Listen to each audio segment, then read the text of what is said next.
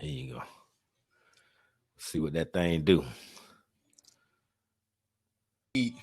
So we in. All right. Yep. We got it, man. Let's get it on, because it was a big weekend, and last several days, it's been kicking. We ain't did nothing, so shit, man. Let's go now. Let's take off and get it. Yes, yeah. So first of all, man, let me talk about the GOAT right quick, man, because I'm just gonna jump right into it, because that's like the most exciting thing on my mind right now is the GOAT, man. And, they paid the GOAT the money. Say, GOAT, we need to go, over here in this pasture over here, man. We need to. Come on. It's called Super Bowl 55. We need to be there, man. GOAT say, I got you, man. Don't worry about it. It was rocky, throughout the process. Yeah. But he at the gate right now, man. The GOAT at the gate. The GOAT is at the gate, bro. I'm so tickled, man, about that whole team came, man. Just watching the game last night, it almost was like they was at the cliff. Yeah. And they could have just went over the side of the cliff, man, just like a lot of the other teams have, Yeah, exactly. It's crazy, man. Because we could have looked at them and been like Dennis Green, they were who we thought they were, that kind of thing. But exactly. Go got everybody thinking now, man. Like, wait a minute, man. Hold on a minute. Hold on. Let me, let's take a look at what this guy has done, man. Because Mr. Breed, Drew had a chance last night. Yeah, he did to get on Mount Rushmore, man. Drew had a chance, man. He beat the GOAT last night. Yep. And had this dude coming up with Aaron Rodgers, man. It's history finna get written. Yep. This weekend, man. GOAT is it, man. I don't. Yeah, man. I look at all the other quarterbacks around the league and say, this guy's done so much with nothing. Yep. I'm talking nothing, man. Yeah. I know we talked about doing these things, man. When we talk about the sports, we don't need a lot of sports stats and everything. But look here, man. Let me do something right quick for you, man, to show you something about the GOAT. Go ahead and write it down. And it tripped me out, man, because they're talking about Aaron Rodgers and Tom Brady. Yeah. 6 championships versus 1 championship. Ain't even no comparison. 6 versus 1. But take a look at this. The receivers. The Aaron Rodgers, notable receivers that Aaron Rodgers has had to work with over his career. Yes. Jordan Nelson, Devontae Adams, baller. Greg Jennings. Oh, he was a baller. Donald Driver, baller. Randall Cobb. Come on. Jared Cook, Jared Barkin. Come on. James Jones. Yes, that's a few of the notable receivers that he's had that Aaron Rodgers had to work with. He had 1 championship. Yep. Let's take a look at Tom Brady. Got to start it out with Gronk. Hall of Famer. Randy Moss. Hall of Famer. Julian Edelman. Wes Welker. James White. Deion Branch. Yeah. Aaron Hernandez.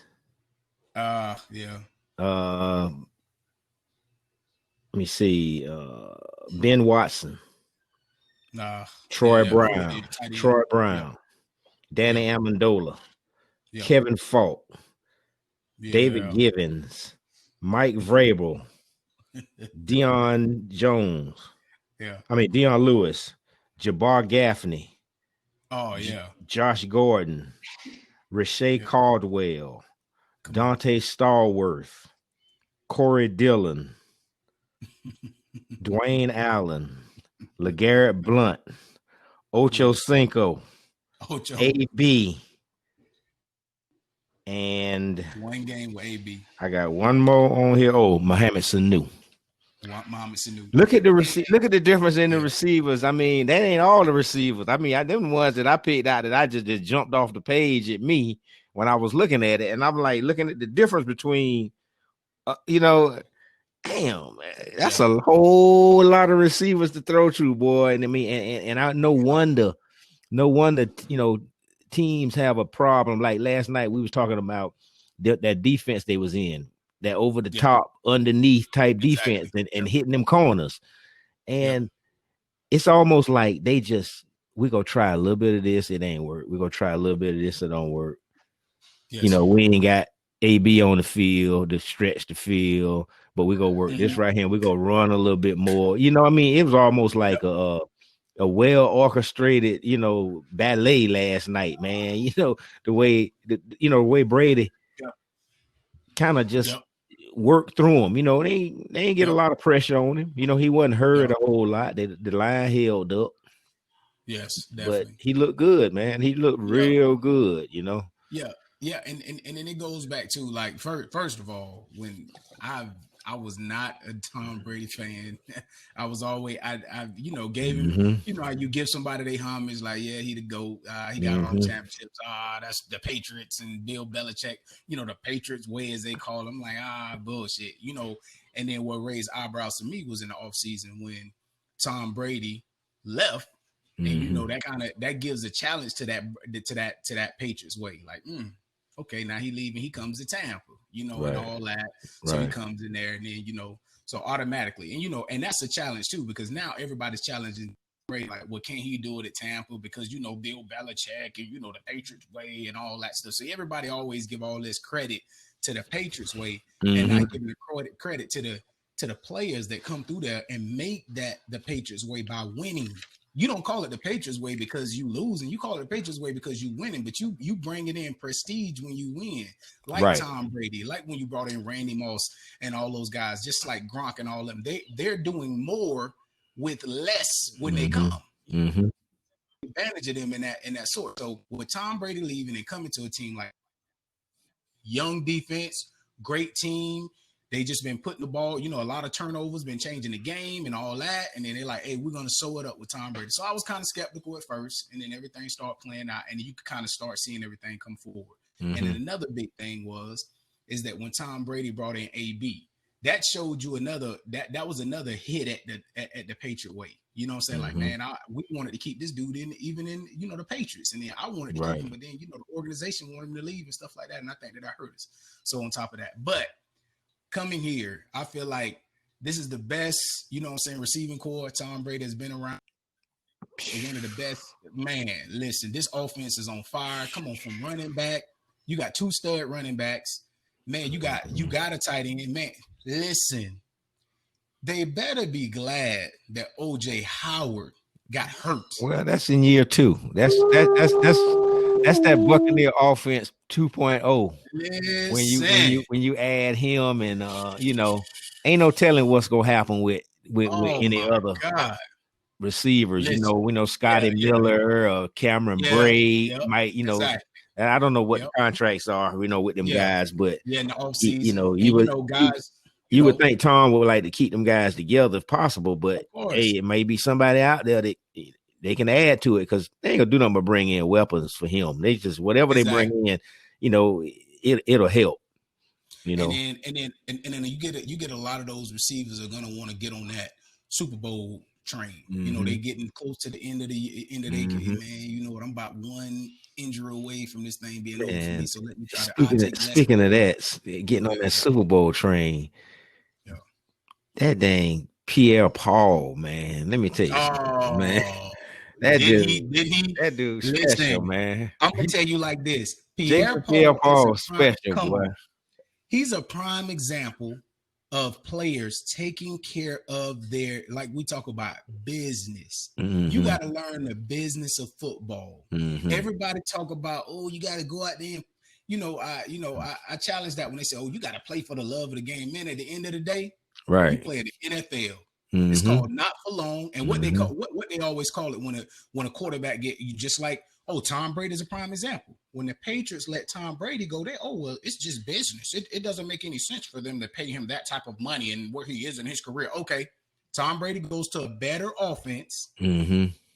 One game away from playing in the Super Bowl. So yeah, you playing the business. So in Pierre Paul, going back to Pierre Paul is a prime example of that. You got to know how to take care of your body for longevity and be able to play at a high caliber especially when it really counts. Nobody cares what Pierre-Paul has done over the last 4 years. Pierre-Paul made it work this year. Yeah. What? Yeah. Hey, listen, Pro Bowl this year, over 10 sacks. Right. And guess what? This was a year when it counted for him. Balling. They ain't throwing the ball all over the earth. They creating turn. You know, they ain't out here turning over the ball and defense staying on the field.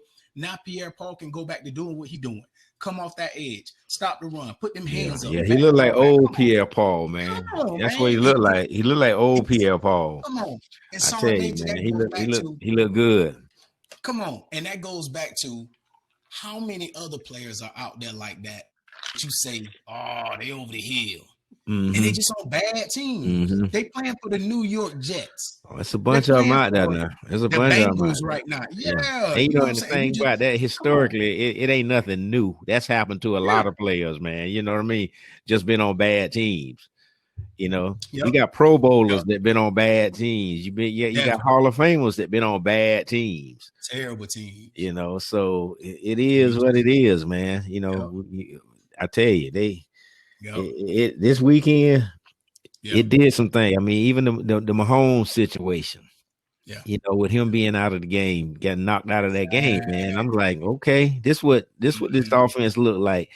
You know, granted, here we go again talking about an offensive coordinator that hadn't had to work with a certain quarterback. So, you know, all of a sudden Henry take over and he's like, okay, here's some things that, you know, he can't improvise, you know, like the MVP can, you know what I mean? So, so it's like some things we got to do a little bit differently. You know, I think that offense looks a little different.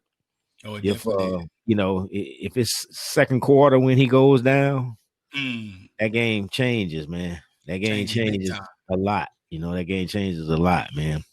Yep. I don't know. You saw the Chiefs as soon as going to the Chiefs game with Cleveland. As soon as, you know, Mahomes went down, you saw they went to running the ball, boy. Listen, they started running that rock, boy. They, you know, just keeping the ball on the ground. They got a good little running game too, boy. Oh man, they got a good little running game. You know, they them two backs, man. Come on, man. And the sad thing is that when they went to the running game, it's like Cleveland couldn't stop that. Them boys was gashing them, and I was like, oh man, you know, so. Yeah, man.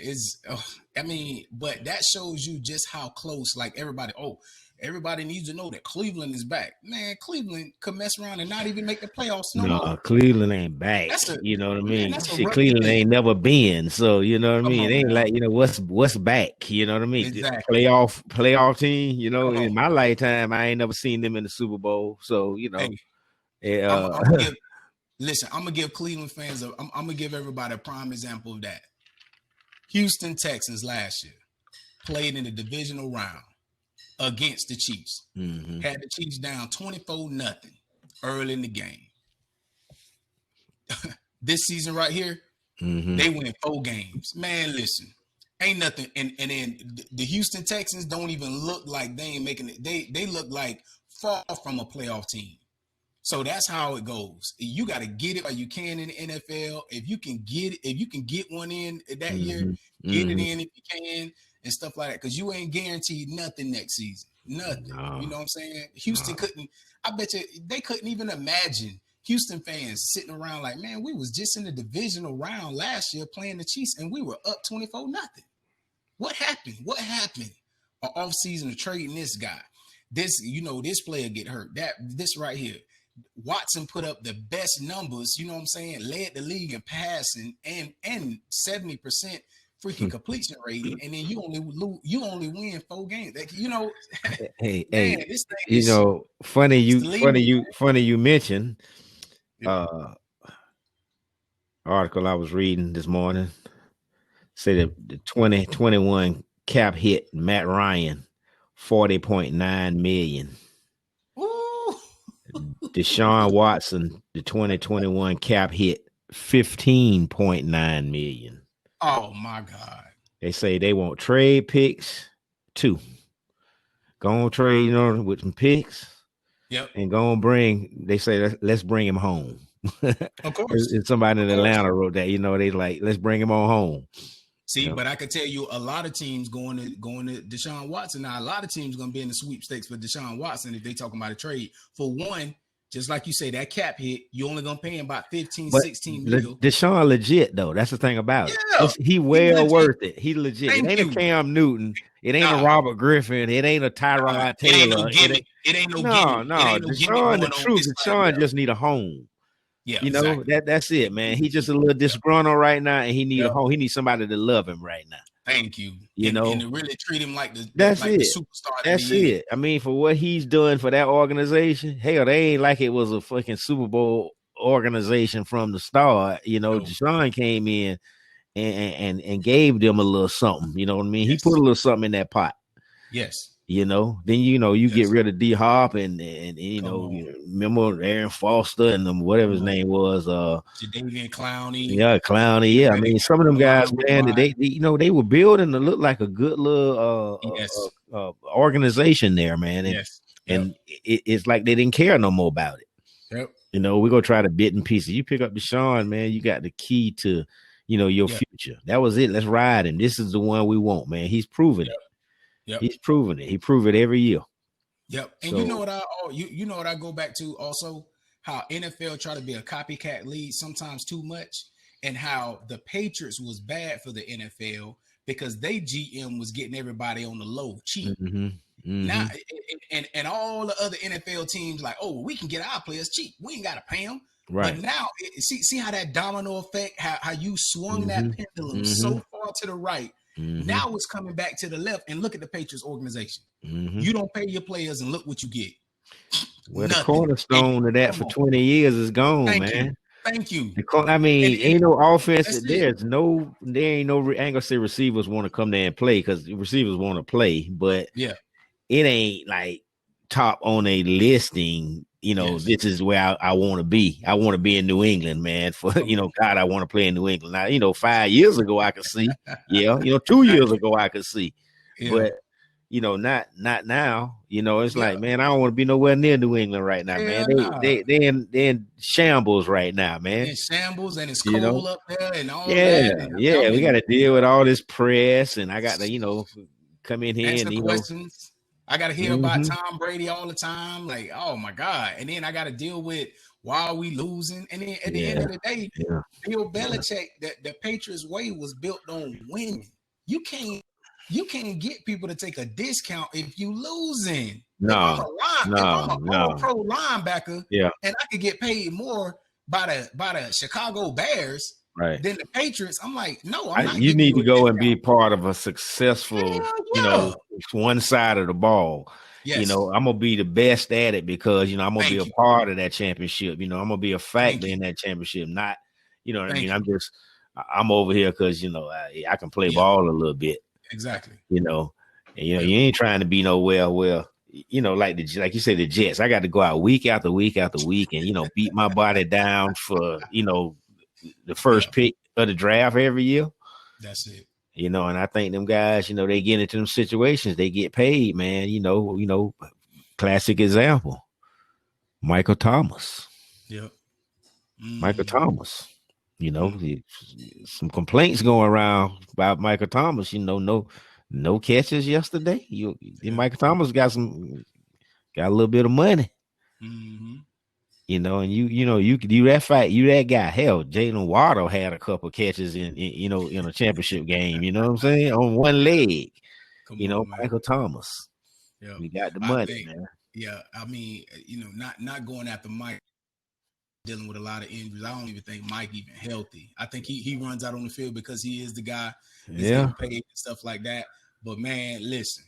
I ain't taking away nothing from that Tampa Bay defense. Them boys was balling last night. Yeah. Them boys was doing what they do. They was jacking. They was in Michael Thomas' face. And Michael Thomas is known to be a big receiver. And them boys was in his face jamming him. Well, I told you they were gonna get aggressive. Didn't I tell you they were gonna get aggressive? Because I done seen it. I done seen it happen, man. It's almost like they start out like real tight. They tight.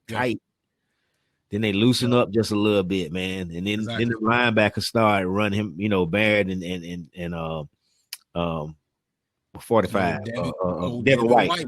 they start running side to side, sideline to sideline, chasing plays, Ooh, man. Big Sue up front, man, getting a little pressure here or there, Yep, playing Sue type football.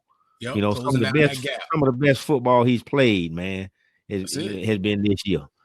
That's and then it. that defense, man, they start getting aggressive about the third quarter.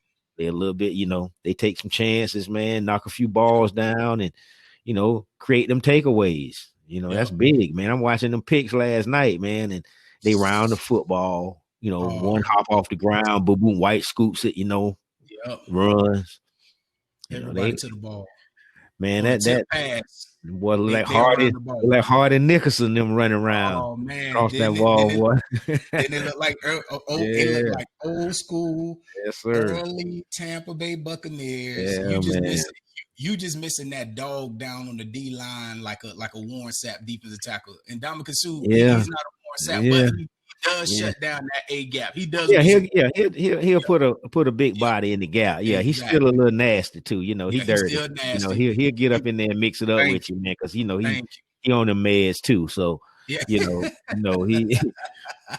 couple times a game. You know what I mean? He get a little physical that we don't get to see. I know it's something going on out there. Yeah, man. Exactly. They set the tone last night, man. They did, and I'm gonna say that's that Patriot way, man. Yeah, man. That's that Patriot with just because he on the offensive side of the ball. Yeah. He walked in that complex, man, at one Buccaneer place. Yeah. And he owned it. Yeah.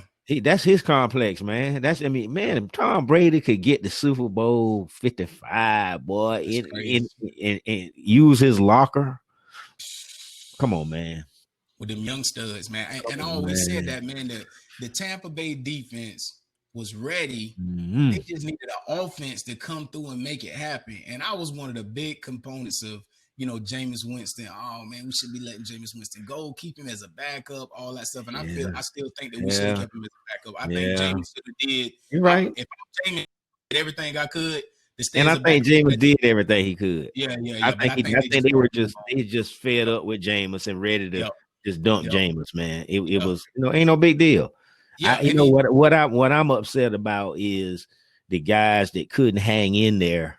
Yeah, with the Buccaneers, you know what I mean? Yeah, they wanted out, you know what I mean? They all around the league, man. They ain't want nothing to do with Tampa, Everybody want to win, tomorrow, but being part of that core group, man. Yeah, man.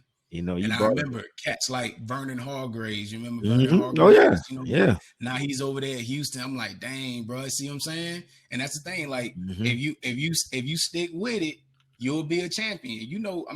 Tampa wasn't gonna be. You started seeing it building back.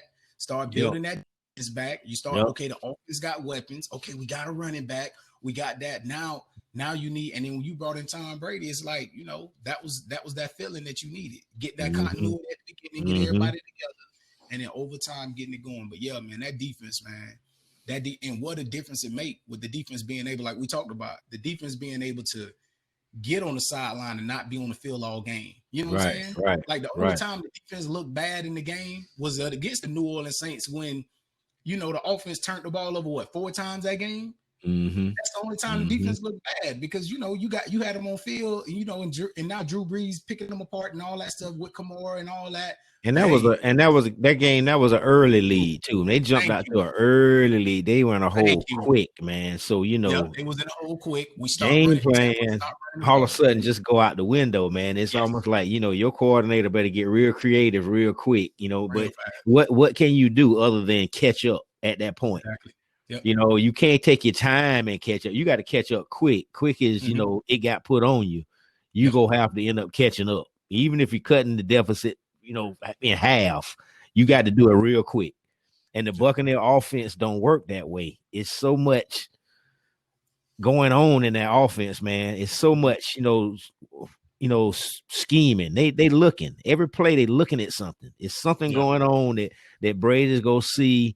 That Leftwich, is go kind of work out and they working. They working on the plays. You and I look at them at like what the hell is why we doing that again? But somebody go get out of position in a minute, and we go see something. Based on all of it's based on tendencies. What that guy across from you, what's his tendencies? What's the DC's tendencies? In this down and distance, hey, he likes to do this. So this is what we go do to him. You know what I mean? So they put on a good show. Yep. They did, man. They put on a good show this weekend, man. That. And oh shoot, man. The Packers, man. What about them Packers? Tell me about them, man. What? So I mean, think about that. You talking about Aaron Rodgers? I mean, they did what they did against against them boys, man. I just feel like Aaron Rodgers, the Rams came out there with. You could just tell, man, that they just wasn't running on all cylinders, man. And you could just tell that was the Green Bay game all day. They kept it interesting. The Rams did, but I think Jared Goff. You could tell he couldn't push the ball downfield like the offense usually do. And you playing on one, come on, man. His thumb's still broken, and he's trying to play through it, and he can't even drive the ball downfield. No deep. Nothing going deep to the point that you can get those, and you got the receiving core to do it. You just can't push the ball downfield. Mm-hmm. So you one dimensional. You thinking that you could come in and just run the ball, and what Green Bay did was like, nah. I mean, we're gonna shut down this run, and we're gonna make you throw it because we know you ain't healthy. And then that's just it. You think Green Bay that good? Now, I think Green Bay is an excellent team. I think that Green Bay is just like how they say they are who we thought they are. Mm-hmm. The thing that's going to benefit Green Bay is that they're at home. They bring you to that cold weather. It's supposed to be 24 degrees, man. 24 degrees. Yeah, I mean, that ain't brutal cold. That ain't brutal cold. Now, New England. Listen, it's been 24 at Gillette Stadium, man. You know what I mean? I got you. The majority of these guys. Yeah, they ready. That cold don't bother with them like that, man. Exactly, I mean, you know what? I think what would hurt even more, and I understand the crowd noise. Yes, I think if it was actual bodies in there, actual bodies, it's a totally different atmosphere. Yeah, totally different atmosphere. If it's actual bodies in the stadium, I don't think the home field advantage is go even matter. This weekend. I think the home field advantage only matters because when you have a nagging injury. So if I got a quad, if my quad is kind of damaged or whatever, it's going to take me a little bit longer to get warmed up. So I got to, just like you said, I'm on that exercise bike on the sidelines, keeping it warm, because it's easy for me to get cold. If I got that ankle injury, like, what I'm saying, if I got that knee injury, like Tampa Bay receivers, you got to keep yourself warm. But I mean, that's how it plays in. After, man, them boys played. They get out all this new age stuff that they put on, and they know how to put the Vaseline on their arms and all that stuff. Why you see them out there sleeveless? They put that Vaseline on their arms, and to close up them pores and keep themselves warm. So yeah, they'll be fine. And then that adrenaline go to pump, especially with those young guys. Them guys flying around and stuff like that. I just think that that's the only thing that, and then throwing that cold ball, Tom Brady used to that. The receivers got to get used to catching a cold ball. Antonio Brown's used to it. Gronk used to it, but all the rest of them receivers ain't too used to it, all that stuff. What Gordon played ball at Penn State. I mean, he's been out of college for a while, but he used to it. They play a couple of games, up north or whatever. Tampa, this is Tampa first time being in the playoffs, at this capacity. So a lot of those guys first time, but man, they're going to be ready. When you got guys in the locker room, like Tom Brady getting ready, Gronk, just, you give AB that credit and stuff like that that's been there before, tell them what to prepare for as far as game time stuff, how the game plan changes. Come on, Bruce Arians is going to have an excellent game plan, what I'm saying, with Byron Leftwich or whatever. But that defense, man, them dogs on defense, that's what it is, man. Them young boys, man, listen. When you got them young men out there, man, Devin White looks like a all-pro line. Hey, Lawrence Taylor, man. Like Lawrence Taylor out there running around sideline to sideline, man. Yeah. He plays the ball at another speed and at another aggression. He's around every play. That's it, He's man. around every play, and you see when he caught the interception, and he just stiff arming a receiver that aggressive. Man, listen, man, you can't coach that. I mean, you can't teach that. Just like you say, you got a Lawrence Taylor type attitude out there. And that's why Lawrence Taylor used to win half the time. It wasn't because he was fast. Yes, he was athletic. But at the end of the day, he just got something that you just don't have. And he just had that aggression that I'm about to say. You remember Ray used to play that way, man, early. Yeah. That's how Ray Lewis used to play, man. Early in his career, flying to the ball like that, man. Just no regard for his body. And just don't care. Like I ice it up tomorrow. Who cares? Like I'm all in. So man, you can't imagine watching him go through after a game, man. Because Ray used to bring that wood, boy. You know it, man. Ray bring that wood, boy. Yes, sir. Then pray for you. He bring that wood and pray for you.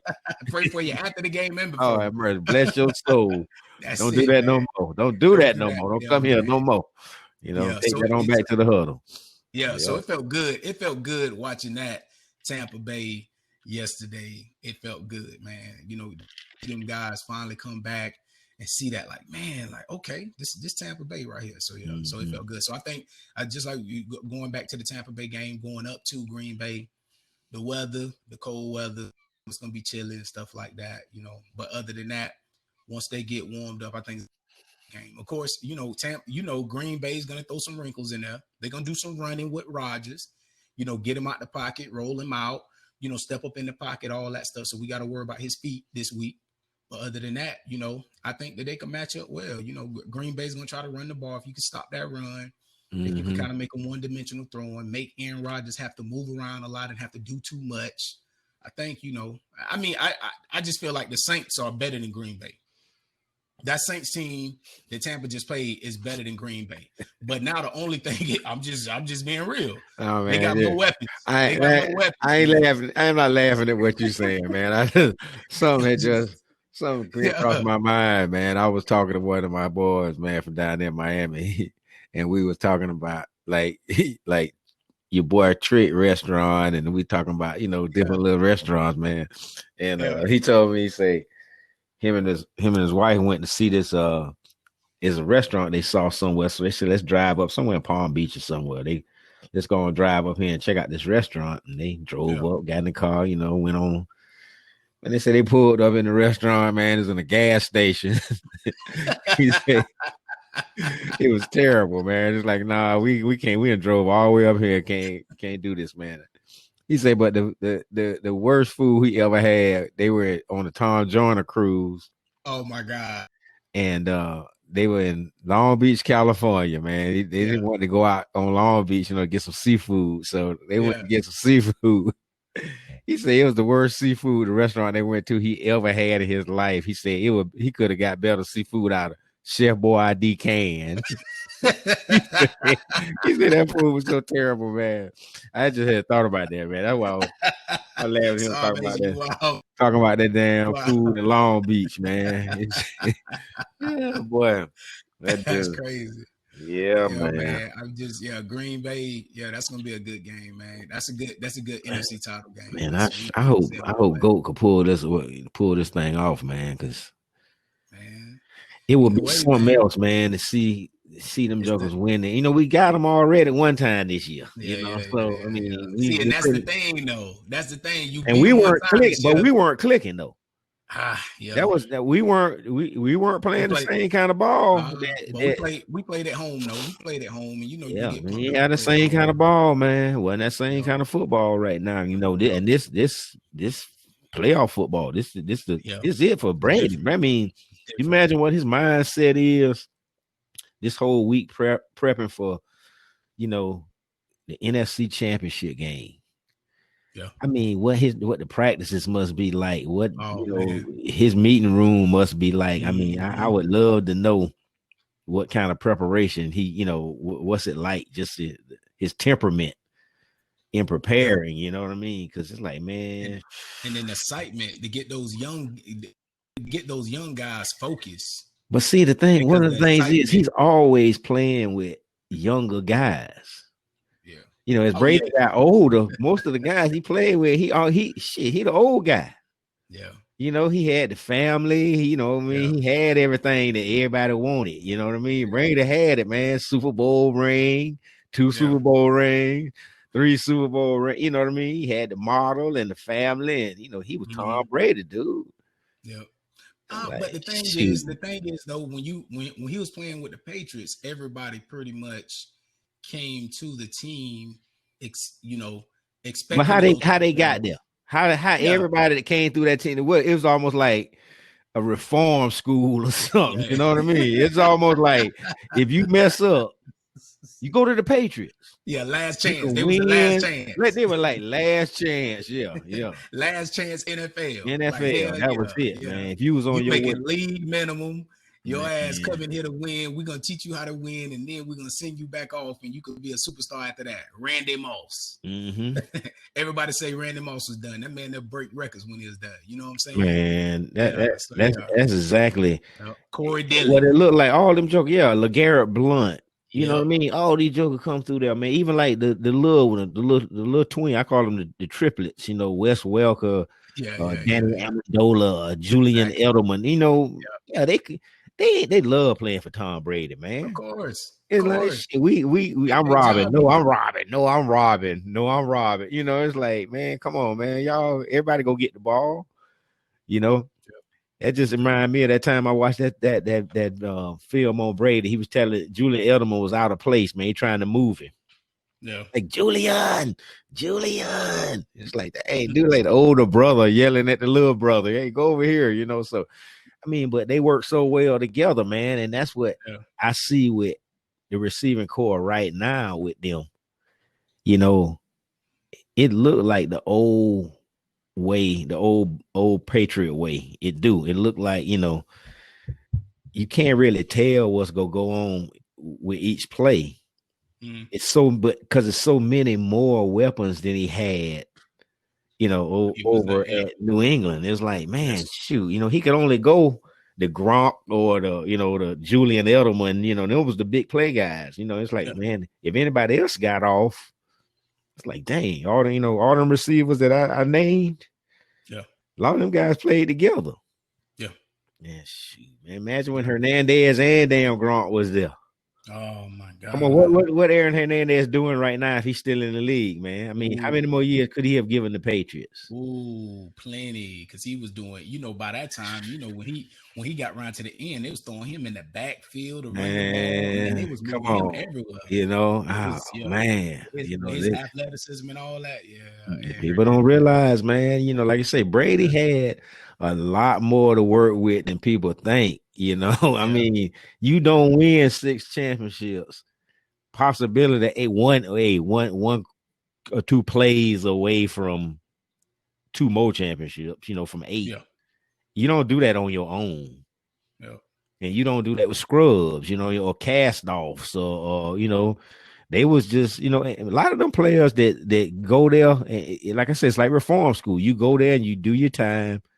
Man, you contributed for these guys, and if you can do what Belichick say, you know, he like the headmaster. Like, you can go anywhere and do it. Hell, you did it for the Patriots, and you come over here to, you know, that's what's so bad about AB when he got that chance. You know, it's like, dang, dude, you know, you, and then Brady still went to bat for him. Exactly. But look, you know, look what he get in the long run. You know, and granted, people say, "Oh, AB didn't really do that much at Tampa this year." But yeah, he did. He was on the field. AB was running around that field trying to get open. You know, taking people with him. You know what I mean? Busting coverages just because of his presence. So yeah, he did a lot for Tom Brady this year, man. Yeah, and that's why you see, you know, Brady embrace him, like, because Brady know AB got that championship mentality. Yes.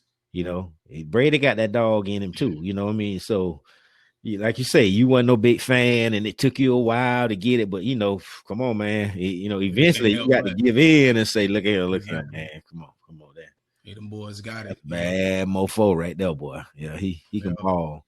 He can ball. And then looking at the other side with the AFC, with, you know, Saturday night we had the Buffalo Bills. Oh yeah, the Ravens, man. The dancing Bills, boy. I tell you about them dancing Bills. I tell you, boy. What they say, the dancing Bills, man. Like they say, nobody circles the wagons. Man, just when that game started out, I say, man, this is gonna be one of them crazy games. It's gonna come down to a couple of plays. It's gonna win this game. You knew it when Baltimore missing field goal. Yeah, I when mean, they Justin Tucker started missing field, I ain't field goal. never seen Justin I Tucker say, miss no oh field my goal. God, here we go. Yeah, he Man. missed field goals. I'm like, damn. Oh man, missed two of them, man. Missed two of them. So and then you go down for that drive, and then when Lamar, threw that pick, and if you look at that play, man, like the middle opened up for the run. So I knew that he was gonna step up in the pocket and take off. See, I kept screaming, we sitting here watching the game, and I kept saying, man, Lamar gotta be Lamar. Yes. Quit always trying to give the people what they complaining about. Thank you. Lamar ain't never. You was not drafted to throw. I ain't saying don't become prolific at throwing the football, but there just comes a time when you gotta do what you do. Instinct got to take over, and you know what I mean. Your natural instincts is to run. So I don't know, man. Yeah, man. Lamar got over one hump, but you get to another hurdle, and it's like, damn, he can't jump that hurdle. Jump, okay, we got past one hurdle. Let's go back and regroup. And I don't think there's a whole lot of regrouping that needs to be done. It's just like, go get him somebody other than freaking Hollywood Brown. Come on, man. Go, go get this guy somebody to deal with. Them same old cast of characters ain't getting it, man. Especially if he ain't got his running game.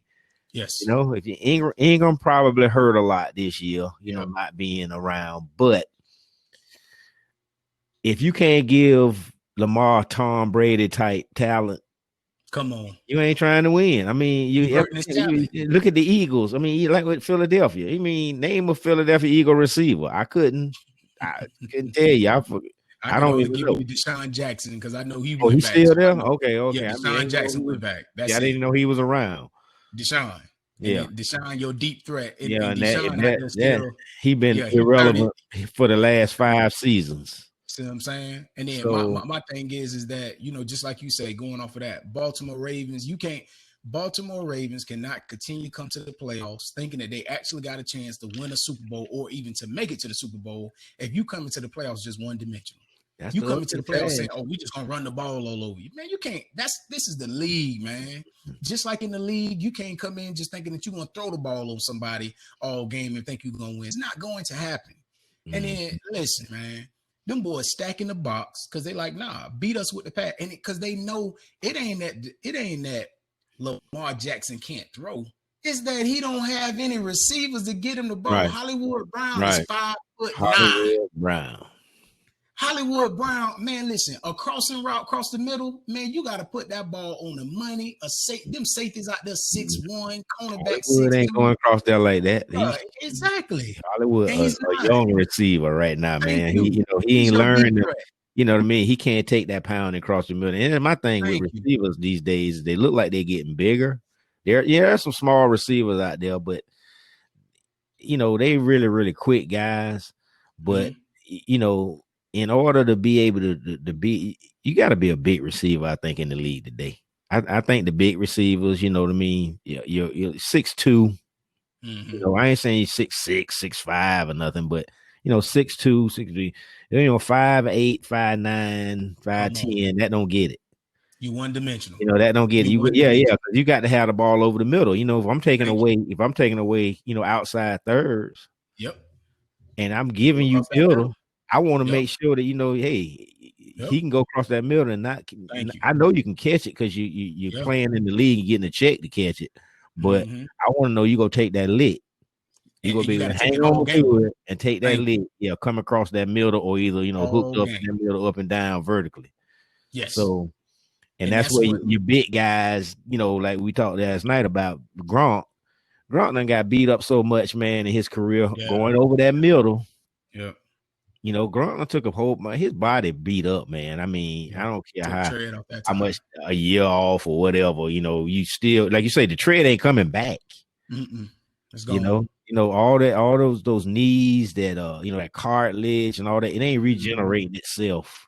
elbows It's and all still that bad. injuries. Yeah, it's bad. It's Yep. deformed. It's a different shape. It's you know Mm-hmm. what I mean. So yeah, he might have took a year off, but he lost a step, and Yep. that's a good thing because now he becomes that type of situational guy Mm-hmm. inside of the red zone. He can work Mm-hmm. 20 yards in and and make a few catches for you because he's so big and physical, especially if you got Yeah. linebackers. So if you can start at the 20 and run him with a linebacker behind him, linebacker can't guard Gronk, not It's gonna be one-on-one. trouble. It's a few of It's them that trouble. can, but It's the trouble. Yep. majority of them can't. Yep. So he has Yep. a place with that team, and I think he'll do well with it, when OJ comes back. Oh yeah. Next season. Long Yeah. as Tom Brady is there, Gronk will be there. That's Oh yeah. that blanket, that safety net that he's gonna always have that guy. They got something special, that Mm-hmm. they work with. I noticed that all these quarterbacks, Mahomes and all you Yeah. guys got these tight You got end, Kel. these sidekicks Yeah. these tight ends they love. Thank you. Thank you. And you Lamar see it. got You Matt, what is see. it, Matthews or whatever they tight end's Yeah, name? man. Yeah. Yep. Yep. Yeah. So everybody got their little tight end friend that they can utilize over that middle. Mm-hmm.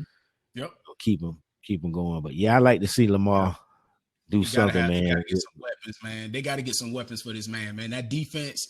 That defense is on point. You already sold up your defense, so your Mm-hmm. defense is on point. Now you gotta sew up this offense. The running game is on point. You got your running backs. You got your tight end, but you can't just go to the tight end all game. Man, I was watching the other night, man. There was triple coverage in the tight end because they knew that when your tight end is your number one receiver, you in Oh trouble. yeah, you take away that safety net, man. You ain't got no Oh, safety man. net. You think you going across that wire Listen, from building to thank building you. without no net? Thank you. It's like Thank I you. think I can do it, but it's Yeah. it's gonna take a little longer. Thank you. Tight ends are very big and physical. Because one thing about it, people don't, I think because the NFL goes to those big receivers and all that stuff, they kind of get it twisted. A tight is an extension of the line. That's it. Yeah, that's That it. dude block. He's That's your a lineman. he's a Yeah, block. he's a He's a lineman. He's a yeah lineman that can go with out good and catch. hands. A Thank lineman with you. good hands and a little bit Yeah. of Thank you. vertical jumping, leaping ability. Thank you. He's an Yeah, athletic lineman, Sergeant Major, that could catch. Just yeah. like you say, athletic lineman. So let's just be real. So now, since we've evolved into this NFL where you got these freaks out there like Jimmy Graham and Cooks from, the Saints and stuff like, but every every tight end ain't built like that. Mm-hmm. Baltimore Ravens has an excellent tight end, but that guy cannot be your number one receiver. Right. That's terrible. Right. When you a playoff team, because let's just be real, like we talk about every time. It's about 5 teams in the NFL that can legitimately win a Super Bowl each year. Let's just be real. We can stretch it out and say about 7, but let's say about 5 to 7 teams that legitimately could. Everybody else is not winning. You are not a Super Bowl team. Right. You might make it to the playoffs team, and everybody knows you're not a Super Bowl team. It's no surprise when you don't make the playoffs or when you get knocked out in the first round or whatever. You are what you are. That's it. But Baltimore Ravens is one of those teams that is a Super Bowl team.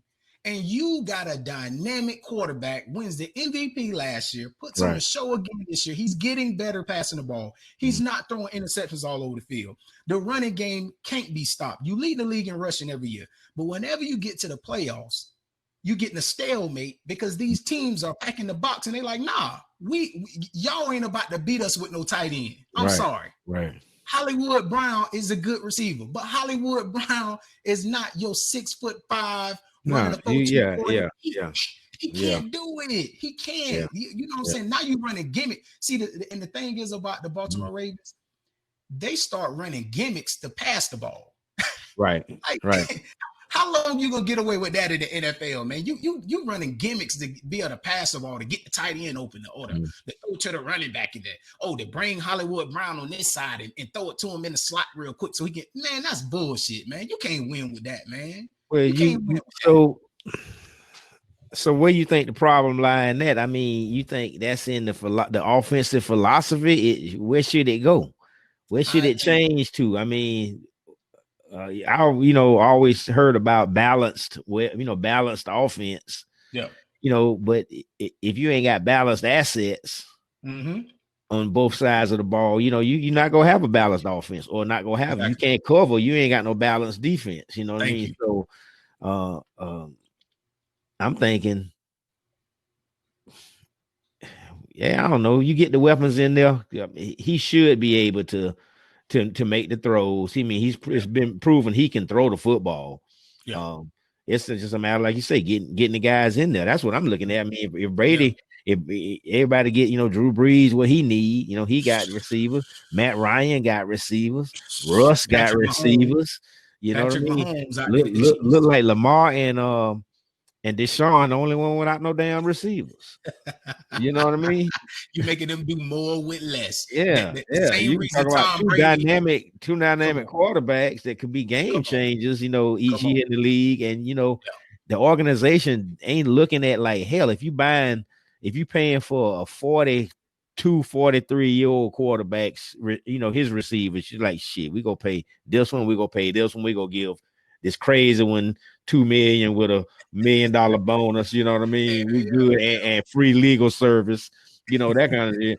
We gonna get what we can out of this.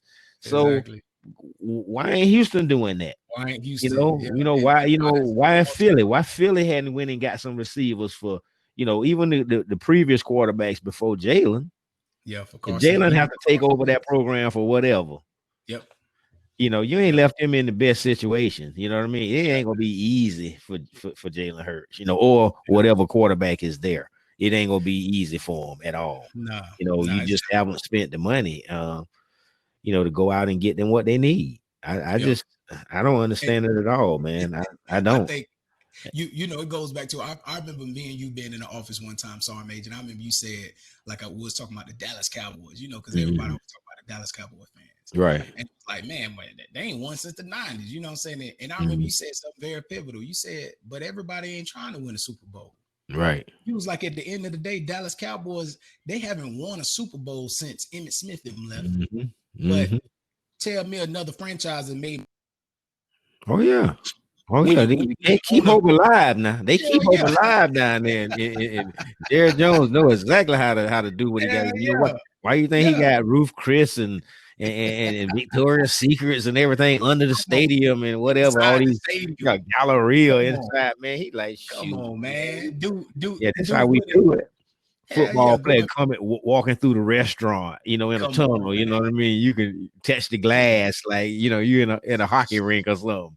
Exactly. So that goes to those organizations, like we say, they not, so let's go back to the Baltimore Ravens. Are you really trying to win the Super Bowl? Like Houston Texans, you was, like we talked about again, you was in the divisional round beating the Super Bowl champions 24-0. Since you asked, and throw it all away. Were you really trying to win? Okay, but since you asked that question, think about this one. Was Tampa really trying to win a Super Bowl this year? Now this year they were, but were they really trying to win one last year? No, I didn't say last year. I said this year. Were they when they acquired Tom Brady? Yeah. Was that part of attempting to win a Super Bowl, or was that a marketing? This guy's available. No, you know what I mean. We could fill our stadium before. Now you talk about COVID, pre-COVID. Yep. But see, the Glazers, they Manchester United, and they know about how it's all about seats in the stadium. Pre-COVID. Yep. They in the Tom Brady sweepstakes. Look at him, man. 31 other teams. You can't tell me 31 other teams didn't want Tom Brady. See, but I think this on Major. Now you go back to Tom Brady. Tom Brady 43 years old. That's who you leaning on to win your Super Bowl. But Tom Brady now, I think when you go in on Tom Brady to even get him to come in for the interview, you got to show him that you trying to win a Super Bowl, because just like we said, Tom Brady. Yeah, but what have you done to show him that you're trying to win a Super Bowl? Well, you told him when you brought him in, you say, hey, listen. Other than write him a check for 2 years, tell him that you're gonna bring in Grump, then tell him that you're gonna bring in AB after AB stuff suspended. Okay, but Yeah, so you saying showing up agreeing. Now you're to that. not the book organization say we go bring in he's saying I need Gronk and I need AB, and they saying Thank you. affirmative. You got it. Affirmative. You got him because we need to bring in winning. Okay. What Tom Brady then tells them negotiating like, listen, we need to bring in winners around this organization because this organization ain't used to winning. So I need Gronk. Yeah, I need you. We're not saying that this what was going on because we don't know, but I think that Right. it was negotiating things in there that had to make Tom Brady feel comfortable that you are trying to win a Super Bowl and you ain't just bringing me down here to fill some damn seats. Because if you was just trying to fill some damn seats, I could have went anywhere. Right. And I'm not here to fill. Got you. You're gonna pay me my check, but I'm trying to win a Super Bowl. That's what I do. You know what I'm saying? And then I think the Glazers had to pretty much assure him in that meeting. Work And with him. thank you. Like, no, Tom, we trying to win the Super Bowl. And they had to show Tom Brady that we trying to win the Super Bowl. That means that any free agents that was supposed to get signed that summer, they got signed. They ain't leave. You brought in, if Ndamukong Suh was up for a free agency, you brought him in and hey, pump your brakes. Yeah, let's get you signed. Okay, let's get you signed. Let's get this cornerback signed because we trying to win the Super Bowl. You got to show Tom Brady that. And I think that's what it does when you come in like a guy like Tom Brady. So then I think that moves me to what I'm thinking about next. Duval. Okay. What they gonna do? They serious about building a Super Bowl contending team? You got all the picks. You got the coach that you want. You got the coach what you want with no NFL experience, but they don't warn them already. There's some coaches out there already say, "Hey, man, well, damn, it's something. Well, we got some coaches out there coaching Sergeant Major that you might as well say they don't have NFL experience. They was the damn special teams coordinator. Oh yeah. And then they go be a damn head coach. Man, get the hell up out of here, man. Your ass, got a bunch. I say they've been around the NFL game. You know what I mean? They can tell you what the locker room look like and whatever. But yeah, we gonna see. Some of these decisions that got to be made go be career changing experiences for some of these coaches. Yep, I think that Urban Meyer goes into a great situation. At the end of the day, the Jacksonville Jaguars is still a young organization, being that they were one of the franchise, one of the expansion teams with Carolina Panthers and all that. Carolina Panthers has, since their expansion, they've made leaps and bounds. They've been to a couple of Super Bowls. Jacksonville Jaguars have not. They've been deep in the playoffs back in the days and all that. So I think Mark Brunell days. Yeah, back in Mark Brunell, Jimmy back Smith, with Fred Taylor, McCardell. You remember Willie Jackson at receiver? Man. Yeah, so they had some balls and whatever. Tony Baselli. So now you go back to they trying to rebuild they already showed you that they could compete because just like we say about 3 years ago, they was in the AFC title game about to go to the Super Bowl against the Patriots. You know what I'm saying? Right. A play here and there they end. But yet it's still now you rebuilding. So now it's already, and another good thing is showing that Urban Meyer gets this job because now the whole myth of college players not coming being NFL ready is done. Right. Because you find out, man, these dudes coming here and they getting taught up on the NFL level already in college. So that helps Urban Meyer get that job. And on top of Urban Meyer was very successful in college. You know what I'm saying? So it's a good thing. You got the number one pick. You take Trevor Lawrence. You know what I'm saying? Whatever. Then you got another pick. You know what I'm saying? You could get some running backs, get some receivers. Well, I also look at the Urban Meyer situation is name recognition too. You got these players that come in, they know Urban Meyer, the name Urban Meyer. Yes, indeed. So I mean, players coach. John Smith, the laundry facilitator, from the from the Baltimore Ravens, previously. Everybody like, who the hell is this guy? We don't know who this guy is, and they go that respect thing. All of a sudden, it's like, man, I ain't never heard of this guy. But who is this? Yeah, Urban Meyer. The name alone is enough to command a locker room. That's a big thing with me. I notice about these teams that have these winning, successful college programs, and it's it's the locker room, and the locker room translate. Yeah, they talk about being grown men against, you know, not adolescents, but young men, Yeah. and it being a big difference or whatever. But you can still have that respect. I think you got to have more respect for your coach as a pro. Yeah. Because you're getting paid money, and because you got a little age on you, you don't seen a little bit more, and all that. Coach can't really. He might not have done nothing in his career, and Exactly. you are potential Pro Bowl or Hall of Fame or whatever. But Yeah.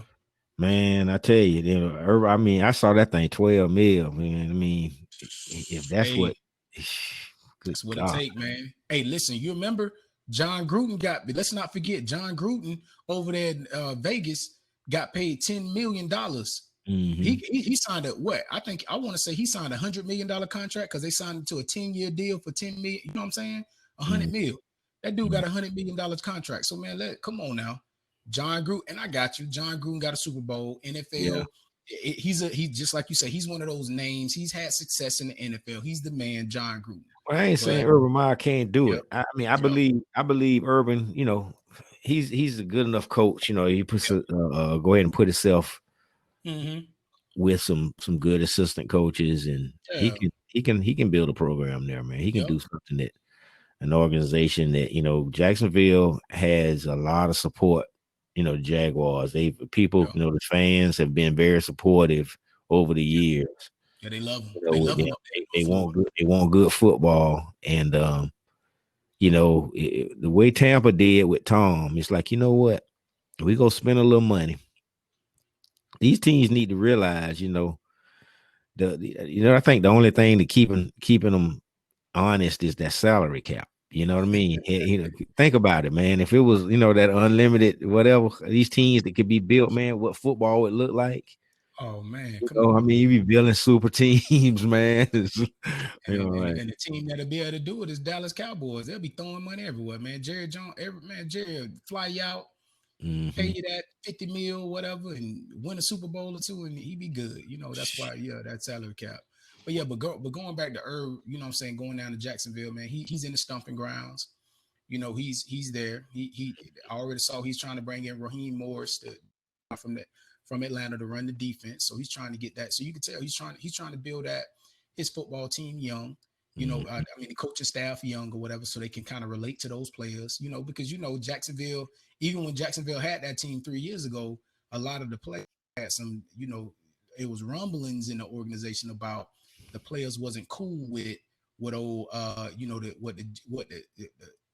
NFL operations got in. Who was it? Old boy. There was a coach back in the days for the New York Giants. Who? Him and his military. You know what I'm saying? Oh, Coughlin. Yeah, Tom Coughlin. Tom Yeah, Coughlin had a lot of. Yeah, man. Talking to them boys. Come on, man. Talking to them kind of crazy. When you kind of out of touch, and he wasn't talking to him crazy. It's just that Tom Coughlin his generation is a lot removed from the generation now. And them young boys looking at you like, man, who? Just like you say, man, who are you? Right. They looking at you like, man, you Tom Coughlin. Let me look you up, man. You won a Super Bowl back in what? Man, stop playing. Stuff like that. So you gotta be able to relate to these players, and that was a lot of the rumblings during that time. And during that time, Jacksonville had a great team, and they talked about some of that stuff with Tom Coughlin, with the rules and stuff like that. And it was like, man, kind of ease up and all that. So now you bring in this college coach. He's gonna you can already tell he's building his coaching staff, whatever. And then he'll be more relatable because he's coming from that college ground and all that good stuff. So we'll see, man. I mean, he's setting it up, getting his draft picks in, being able to bring people in, and stuff like that. So now it goes just like you say that question, about like, so now the Jacksonville Jaguars, them going after Urban Meyer. Just like you said, oh, we're going to fill seats. He used to coach at Florida, blah, blah, blah.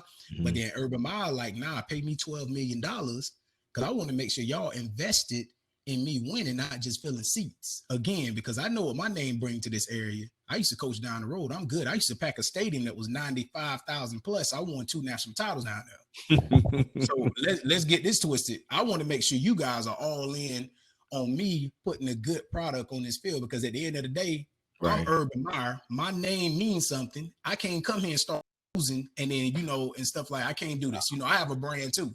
So that's it. Yeah, you want to make sure everybody's invested.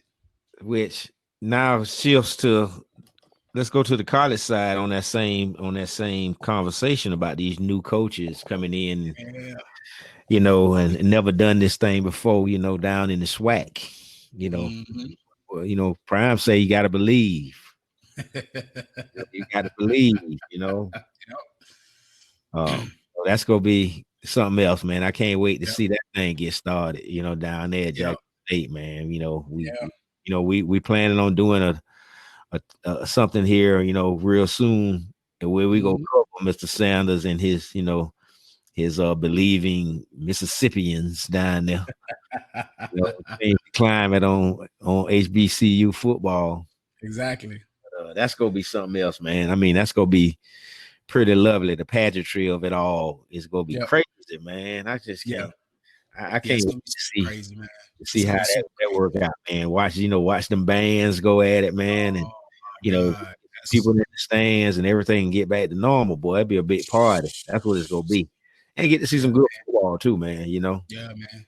I think the SWAC just need everybody, all our people in the Black community. We need you to go get your COVID your COVID vaccination. You ain't got to be the first in line, because I know you want to see it and watch everybody and stuff like that. But we need you to go get your vaccination by the summertime, so you can have these stadiums back packed. You know what I'm saying? Because I think that's what that's what it is. You brought this big name in, man, and man, the thing is, like, just even looking up, HBCU football with the SWAC. I'll be playing their football come, in February. So they start not February 21st. They playing their game. That's a Sunday game at 1:00. They start out with Edward Waters, so they're gonna be on basically prime time. By that time, the NFL is done, Super Bowl is out, it's over. You getting a second fix of football by HBCU football and stuff like that. So man, they just had the media days. Oh man, crazy. They in the basically pre-football workouts right now, getting to it and stuff like that. Man, it looks good. I saw Deion's son, early enrollee. Yeah, he already on campus. He got his other boy from South Carolina. Played safety in South Carolina. He transferred. So I think the rule was, if you, like, even if you're an enrollee or if you're a transfer student, if you played in your team's 2020 season, whether high school, whether college or whatever, you cannot play in that early season that the HBCU starting in February. So they get to practice with the team, but they can't play in the games. But they get to play for the fall. So just understand, you got all these players that transferred from USC, Tennessee, all this stuff. The bunch. All that stuff. They playing the JUCO and all that stuff. So they can't play in this beginning, but they get to practice. So they get a glorified spring practice with all these guys to learn the plays, to learn the coaches and all that. So they get a head start on their fall season. So the team that you're going to see with Deion them pulling out in February is going to be totally different from the team that you're going to see in September. Right. You know what I'm saying? So it's just a plus for them. Like, at HBCU football period. And that goes across the board. I saw Florida A&M had a kid transfer from Tennessee, D tackle. Yeah, man. So if you start talking about Deion and his recruiting, I mean, true recruiting, where they going out and recruiting, you think that he coaching? I mean, he's recruiting 3 stars, 4 stars, 5 stars. What you think? I mean, it looks like he's flipping. I see some flips. I see some guys that were 3 stars. They were 4 stars. I think he has a 5-star too that he's already flipped also. So shoot, man, if he could do, go out there heavily and recruit, man, and some things can change. The destination of some kid, whatever it may be, based on. Yes, indeed. So I always looked at it like, kind of taking a look at, man, look the way things are in the world Yeah, and, the exactly. climate, it's like, man, Yes. I ain't trying to get my kid to go out here to Come on now. Arkansas or, Oh man. one of them states in Mississippi, or not Mississippi, because we talking Mississippi, but Yeah, yeah, at yeah, least, yeah. down Mississippi, Yeah. you with some people that, Yeah. go You look got after Jackson. you and, Thank you. yeah, people look like you. Yeah, But, exactly. and these kids, not bad institutions either. Not the schools are really good academic schools. Yes, they are. Our parents and grandparents, and for ages, Yep. depending on These schools. education from them schools. You know what I mean? Thank So it was good enough for them.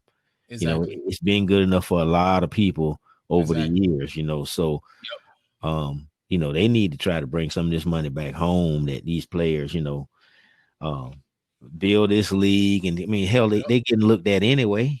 Yep.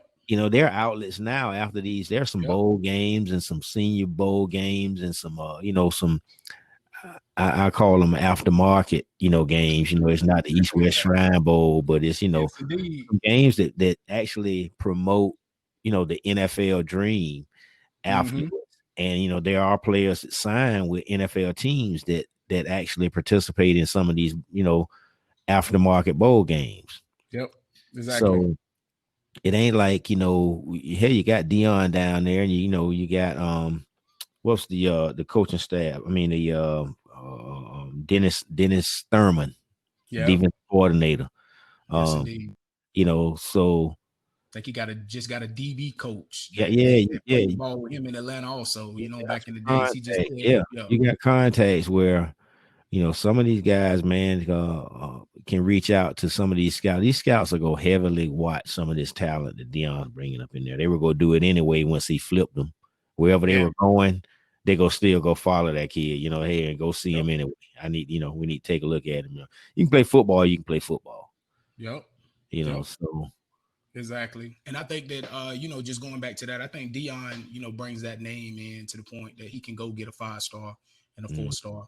Because like we said before, the difference in between you signing with an HBCU and going to Alabama, Florida is because your chances of going to the pros. And when you got a coaching staff that's He got a lot yes, there's a lot of competition though, boy. His yeah, recruiting is like, man, yeah, man. there are a lot of things, you talking about gear, and you're talking about, all the perks, and Thank you. you got, The facilities. yeah, you got Yes, boosters, yes, yes. When you got they all that. donate, So yeah.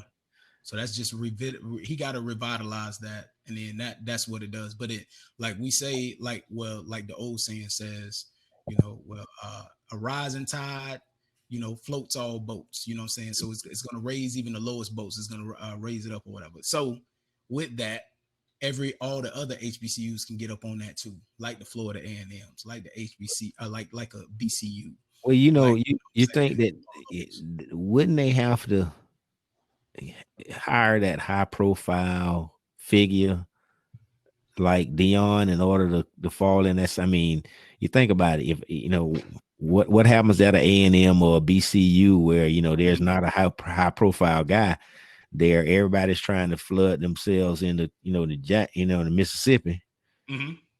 and they're not thinking about, well, there's not a coach like that at Howard, or Yeah, there's not one, at wherever. So we're not gonna go to that school. There's no way that I'm going there, So yeah. now, do all the HBCUs have to hire this high profile, ex NFL Hall of Fame type coach to Mm, get into that same, recruiting mode yeah. as Dion? You think about it, if that was the case, Dion would monopolize all of the All of it. talent in the SWAC. You know what I mean? Yes. Even you talking about transfers within. Mhm. Yep. And I think that a lot, just like you said, you go back to that. Most of these colleges have a rich alumni. So Mm-hmm. let's go back to just like we said in the educational part. Mm-hmm. You know what I'm saying? Kamala Harris is the vice president, about to be in the inauguration, about to be the vice president of the United States. She went to Howard University for undergrad. Right. Now you go to Warnock, who just got the Senate, just won the Senate race in Georgia. He went to Morehouse. Then you got Stacey Abrams, who, you know what I'm saying, over there in Georgia. She went to doggone Spelman undergrad. So now you gotta start tapping back into that rich alumni. Come on, think about all the guys that went to FAM. You know what I'm saying? All these ex-players that went to FAM. Right. Grambling State has a rich alumni of all these Hall of Fame players, you know what I'm saying? Stuff like that. And like Jackson State is starting to do. You got the high profile coach, but now I just saw a video that like the ex-players put together a committee. So this is how it goes. Dion comes into the school. He got everybody riled up across the campus. Not everybody's saying like, hey man, we can do more.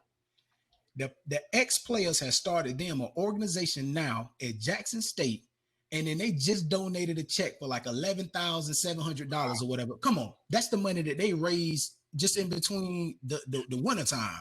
So that's just showing that like, hey man, we in this. Like all of us are committed to making this happen. So let's just talk about the city of Jackson. That black metropolitan. Hey man, let's not forget they got a stadium that hold 60,000 fans or something like that. And so everybody's in now. Hey, let's go to the games, let's do this or whatever, let's get all that done when this COVID restrictions lift. So now going back to those other schools, you got to start getting into that alumni. You got to start sending those letters. Man, we get letters all the time. My wife graduated from University of Florida. I graduated from Valdosta State. Man, I get phone calls all the time, emails, all the things of that nature about donating money. Right. Now, just think about those schools, FAM and all that. Now you got to revitalize that thing. You don't need the big name. You already got a big name coach at FAM. You already got one at BCU. All you got to do is just revitalize that alumni, get it going. And now it's like a competition. Because, man, up the road, man, hey, man, we need y'all, man. You see what Jackson State over there doing, man. We need it's money. almost going to be like the us against Dion, us against Jackson State. Yes. So what it is, so I mean, it turns into an arms race to see, okay, they got the big name, but we need to get our facilities right. We already winning because we down here in Florida. So let's get our facilities right. Think about a BCU. Man, we in Daytona Beach. The weather's always good. You right off the beach. Man, we need to get these facilities right, man. So when these kids come here, they like, man, I love it here, man. I'm staying here. Right. Same thing. Now FAM say that same thing, man. We got this rich tradition. We, you know what I'm saying? Boom, boom, boom. You got to get these facilities right. So when they come, like, man, hey, FAM, nice, man. I went there. Oh, it's nice. So you might not have the name, but you got your alumni to start building your program and building the facilities to the point that where you need to be. So basically, the swag, it ain't gonna be the super conference right off the bat that we envision it to be. It's gonna take some time. I mean, several years. Yep. In order for it to be that gala event that we looking forward to it being. Yeah, it's gonna take at least 4 years for you to get, but in 4 years you can have it there, especially if every game is like a classic. Now, guess what you do? Well, Stop taking those classics to the NFL stadiums and bring them to your home. Think about if you had the Florida Classic in Tallahassee at Florida A&M. Man, that's it. All those tickets that get sold. Now you ain't renting out no stadium. Now you keeping it at home. BCU do the same thing. You can't do that. I know you can't. You can't really do that. 10,000 people at the Classic. I got you. But you can't limit the Classic to 10,000 people, man. But you know what that goes to, Sergeant Major? That goes to building up our stadium. University of Florida is able to build up their stadium because they got a yearly capacity. Cookman is a private institution. University of Miami private too. Come on, man. Come on, man. I'm talking about the bigger picture. I ain't just understand. I'm not talking about good and well. University of Miami money and Cookman money. Totally different money. They ain't one in a wallet and the other one in the pocket. All right. One of them is change in the front pocket, and the other one is folded up in the wallet in the back. Yeah. But let's not forget. Let's go back to. We can't talk about facilities. I don't think a lot of these facilities have just dumped a bunch of money into facilities. Well, facilities. Period. Cookman got 2 or 3 new dorms. Mhm. You know, I mean, they've been through it on these dormitories at Cookman about, money. Yeah. So it ain't a whole lot of facilities money getting ready to be spent at Yeah. BCU. The best they can do is recruit heavy, I mean, maybe, and they depend on a lot of transfers, just like a lot of the, you know, smaller one AA schools, Mhm. they they depend on, a lot of the transfers, a lot of the JC guys, and a lot of these Power Five cast Mhm. offs or whatever, bounce backs, I guess they call them. Yep.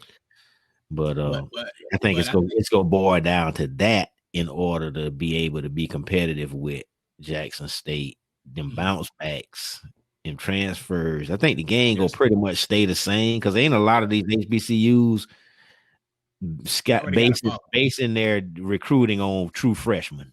Yeah, yeah. They're not. You know what I mean? They really not. There may be a couple. I mean, think about it now. If you that kind of true freshman, man, Cookman had Daytona. In Daytona, there's a running back there. Marvin Scott ended up at Nebraska. Mm. You know, you end up in Nebraska. You got He a Cookman ball. 2 or 3 blocks from the house. Oh man. It's a college 2 or 3 blocks from your house. You're in Nebraska. Come on, and you about 5'9". Mm. I mean, hell of a running back, man. I mean, Yep. yeah, I know he's one fast. one of the Man. best. One of the Yep. best. Of course, if you're in Nebraska. If you end up in Nebraska, Mm. pops went to Cookman, uncle went to Cookman, whole family went to Cookman. You You know know, why? Because and that's what it's gonna have to do, man. Uh, Nebraska gives him his in his eyes. Nebraska gives him the easiest route to fulfill his dream. If his dream is playing, beyond college, that's how he feel. And then so Dion hit a good point too when they were talking about these bowls. So he lit the fire talking about the bowl games, talking about, hey man, let's do more than just the celebration bowl for Black college football. Why can't Black college football go to the Poinsettia Bowl? Why can't we get a contract to go into the Bahamas Bowl? yeah, Yeah, yeah. the Bahamas Bowl and all that, man. These two Got the one teams. right there in Boca. What's the one right there Thank in you. Boca, man? I Yeah, mean, Boca Raton Bowl, but they yeah. call it, whoever the sponsor is, they change the name. So yeah, you got these bowls here, and then why aren't you, if a Black college football team put together a good product, why don't you invite them instead of inviting, these teams that show up and you like, man, this team is terrible. You watch a terrible football game. That's all you do is, and you gave them a check to come and all that stuff. So he hit that point, and then the SWAC commissioner actually talked to more about like basically getting the TV money from ESPN. So they're in talks with ESPN right now and talk about, putting us on prime time. He said, nah, we don't want to be on Thursday night. We don't want to try to. This is a big time game. We got, if FAMU plays Jackson State and then y'all want to televise it on a Thursday night, the attendance ain't gonna be about nothing. Yeah. So he said, we're not changing our schedule for that. No, y'all need to put us on a Saturday at 1:00, just like how he talk about, man, you got ESPNU, you got ESPN News, you got the regular ESPN. When you put these terrible teams on, how about you show that and then show that now the stands are packed. I think they gonna get some publicity with that, man. I think they'll get some exposure. It may be slow at first. Yeah. You got to capitalize off the name of Dion. And then some of these games, you ain't gonna be able to put all these matchups on here. You know what I mean? Yep. So by the time the SWAC get full fledged, maybe Jackson State and Alabama State, your last 5 champions, been Alabama State. So it's like you get them, you get Southern versus Grambling and Southern versus Jackson State, but Jackson State go stay on TV. Oh, of course. And they're gonna stay on TV now. Every week they're gonna be on TV. If you ain't playing Jackson State, you ain't gonna be on TV. Dion, and that's Jackson State. They're gonna stay on TV. So the SWAC, that commissioner of the SWAC's doing what he's supposed to do. He's out there, advocating for it because he knows he has a big name there. He knows they want to capitalize off it, and that's where them checks come in. Just like we say, now you got checks dispersing throughout the whole conference. I'm just hoping that they, with COVID, they, working around the protocols and and Yeah. able to keep these kids safe and Yes. healthy, man. Because it's a big undertaking. You're talking about a football team. You got all the national championship guys, man. You saw firsthand what it was like. Yes, indeed. Sanitizing and cleaning and making All sure day. that everybody was masked and testing. I Everybody was mean, you got welcome to in that get tested stadium. before you come in the stadium and Yes. that kind of stuff, man. Yes, And you did. you talking about a season where these kids got to work out and they got to be around each other and travel and Yes. whatever. Yeah. So it ain't just about putting butts in the stands and even with that, man, even to get the turnout that you're talking about, a lot's Yep. got to change before you might hold 60,000 people, 30,000 people, whatever, but you only go get to do so many, not Exactly. full capacity, and that's big Absolutely. even for Dion, I mean, to have 2,000 in the stands is a lot better than zero. Yes. Especially in HBCU football. Ain't no pageantry, ain't no band, ain't nothing. I mean, go to one of them games where the band ain't playing. Oh Well, man. it's crazy, man. So we'll Yep. see how things go, man. But Yep. Yep. yeah, I just wanted to get together with you today, man, and Definitely, just man. to kind of talk about some things. We've been Yeah, about an hour and a half now. oh yeah, man. So we got much of the stuff covered, man. I know you chomping at the bit probably. Good, man. Yes, man. We'll usually take time off from talking. Nat Uh, gonna be back, man. When he get some things, he got some things he was doing. Some stuff got going it. on, and Perfect. we'll come on back, and we'll have everything back the way it was, Right. and see what else we can do. It's gonna be a lot happening, I'm sure, man. I tell Yeah. you what, a bunch, man. I'm really interested in next weekend. This thing I want, them It's a big Buccaneers, man. It's they go sit heavy. Hey, no matter of fact, before got about another 5 minutes or so. Look at him, man. James Harden. I don't follow basketball. I'm not a basketball fan, so I don't follow basketball. But come on, man. Classic case of I don't want sir. to be here. Yes, You know what I sir. mean? And you know what I Hey, mean? And so what? game. I'm a fat boy, but I could dribble. The I can business. still dribble. I can still got the step back. I just Hey, what want you out. see? Listen. So they showed a picture comparison. They showed a picture comparison of when he was at Houston, how he was looking all fat. Then they showed the picture comparison of the other night when he looking all slim. I said to myself, I say, listen, like you say, Mm-hmm. like we always say, it's a business, right? Yeah, These young men have learned how to do the business. They man. always knew how to ball. Yeah, They always knew how to, do all. They always knew how to build a brand. Now these young men are learning the business aspect. You know what? Y'all about I gotta get out of here. How can you get out? This is what I'm gonna do. And man. everybody gonna talk trash. And guess what I'm Hey, gonna do? I'm gonna shut them up you when I know go what? over I here hate and I to drop a say it. triple Man. double. I hate to That's say it, but I remember when Kobe was back in the day, he didn't want to pitch. And I used to it. tell him all the time, if you don't want to pitch, throw balls. I bet. I bet you. They're gonna take you off the mound, You then. gonna be taken off the mound. Heck Hey, yeah. throw ball, walk about 4 players, It's hit over. three, and whatever. Yeah, I bet you won't pitch again. You won't Hey, pitch again. And sure enough, hey, listen to me. Hey, coach walking out that dugout. He got the ball. He grabbed that ball from Kobe. Hey, so Kobe, quick, go to second. Go to yeah, second. go somewhere Go. other than here. Just get off Thank this you. mound because Thank you don't you. want to be here. And I was like, he's like, man, I sure don't want to pitch. I'm like, well, throw balls. That's Thank all you. you got to do. That's That was it. James Harden did to him, man. He just threw some Yeah. balls. And That's what it's he like, did. get him on out of here. And the sad thing, James Harden was like, hey, y'all build y'all organization. I mean, just send me over here. And y'all, they got draft picks. See, going back to what we talked about earlier about Deshaun, I'm thinking, Mm. Deshaun, don't be that disgruntled guy. Yeah, because then what they're gonna Be, do is be pump him. honorable about it. You know what I mean? Yeah, at least justify why you feel salty. He already said it. You know what I'm saying? At least And justify it, the and then thing let is people about see why you're being salty. But don't just see, do the James Harden on them, man. You know what I mean? but You you get remember hurt doing the Deshaun, James Harden. but Deshaun hasn't even came out and been described. He was just like, oh, No, no, he been I good. was on 2 and I was on 10. And then you remember Andre Johnson came out and spoke for him. Yeah, but see, Saying Deshaun, like, man, Houston is known to be an organization. They waste your talent. I don't blame Deshaun. But Deshaun got plenty of money from them Houston Texans. Sorry, Major. And but guess what? He got a lot of money. And he's did everything he's supposed to. And I understand that. And took him to three straight playoffs, divisional last year. Yep. I don't argue that. I don't argue. Right. I put that on the organization. I don't put that on Deshaun. I don't put that disgruntledness on Deshaun. You know what I mean? Because he has shown up every game and at least attempted to, especially this year, his best.